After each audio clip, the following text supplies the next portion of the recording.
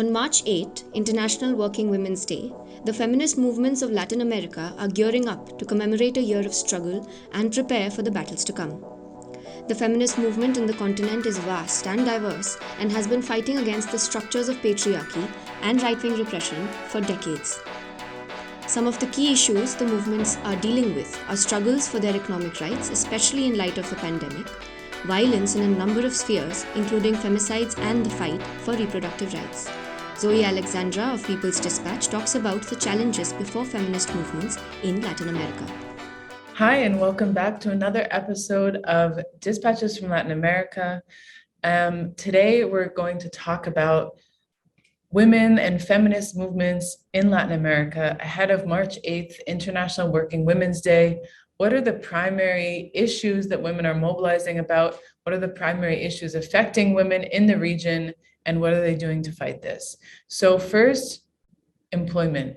Latin America was one of the hardest hit regions by the COVID-19 pandemic. It was estimated that over 26 million people lost their jobs in 1 year in the region of Latin America and the Caribbean. This is a report by the International Labor Organization. Many of these jobs were lost in the informal sector. And women specifically in this context were some of the most impacted.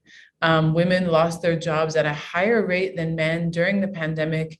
This has many factors that contribute to this. Of course, the fact that women had to take on the extra challenges of taking care of the home and taking care of their families during the lockdown, but the actual decrease in participation of women in the workforce during the first year of the pandemic was 10.4% compared to 7.4% of male decline in the workforce. This is really important to highlight because today it's about to be 2 years since the start of the pandemic, and many of those women have not been able to recover their jobs and are still out of work and facing the economic challenges of losing their economic stability, losing their ability to provide for themselves and their family.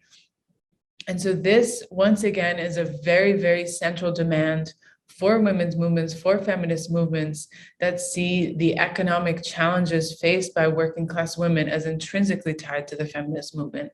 And this is going to be a very strong demand of movements across the continent who, are really facing the challenges of this pandemic-induced economic crisis, the political crisis, but is really being felt by the working class in many of these countries, and especially by women.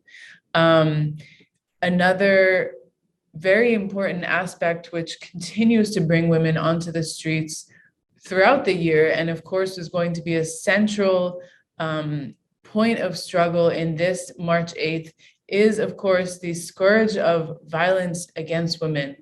Latin America and the Caribbean is one of the regions which faces the highest levels of femicides, which is the crime of killing a woman on the basis that she is a woman. There's many different estimates of the numbers of women who are murdered, oftentimes by their partners, people they know, or strangers. It's a number that's very hard to track due to how these crimes take place. In 2019, it was estimated that across the region, 5,432 femicides were committed. 5,432 women were murdered for being women. In 2020, this number, according to Mundo Sur, this number was 4,580. 2021, the number apparently dropped to 2,000. And in this year, there's already been over 100 femicides. Some of the most impacted countries are Mexico, Brazil, a lot of, and also in Argentina.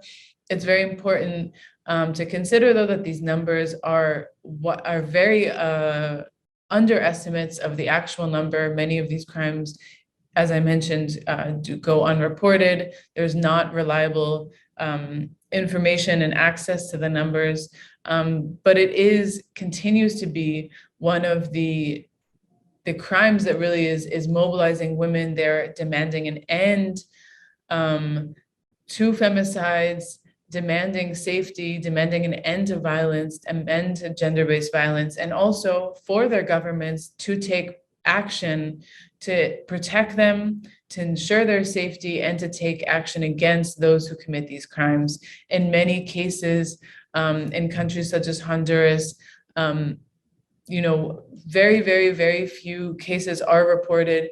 And when they are reported, there's an even lower number of cases that actually end in a conviction of the person who committed the crime.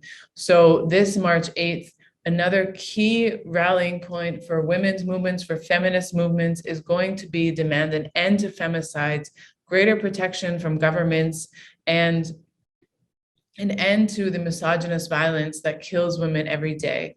The feminist movement in Latin America is one of the strongest across the world, and this is also tied to the movements that have emerged against femicides. The Ni Una Menos movement, Not One Less, which emerged after the brutal murder of Chiara Baez in Argentina in 2015, has become a global movement at this point. There's Ni Una Menos in countries across the world, and it really speaks to the importance of this struggle and the determination of women to really put an end to this. So femicides will be another key issue that people are mobilizing on. And the final one is the access to the fundamental right of abortion. Latin American Caribbean, again, is one of the regions that has extremely strict legislation on this fundamental right. There are several countries in the region where abortion is not only inaccessible, but is also criminalized. And so there are women who are in prison for attempting to get abortions, for having miscarriages, or for having an abortion.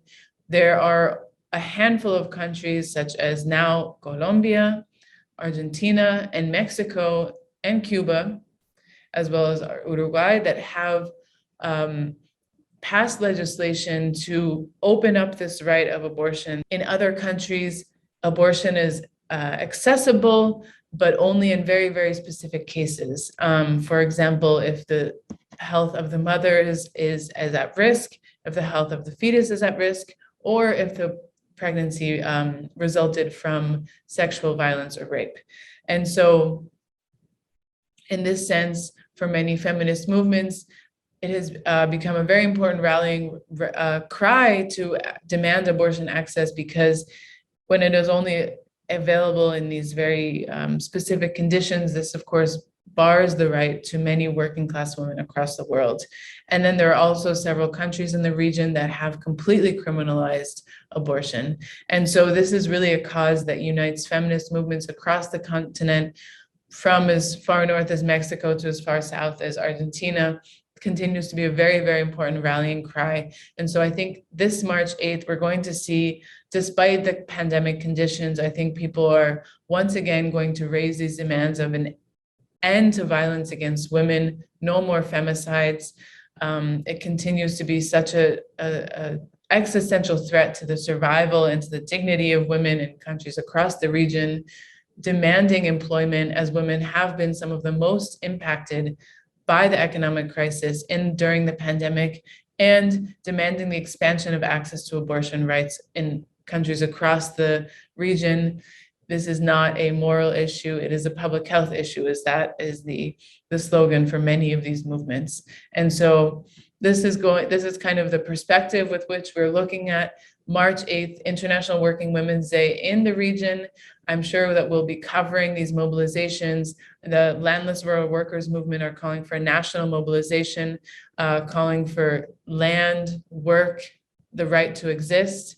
And these are very important slogans at a time where the far right in the region is continually growing. There are progressive advances, of course, but women are still at the crux of this far right advance and the economic crisis that's being faced by in the region. So we'll be sure to come back to you with reports on what happened on March 8th, the mobilizations, and all of that and more. Thanks for watching People's Dispatch.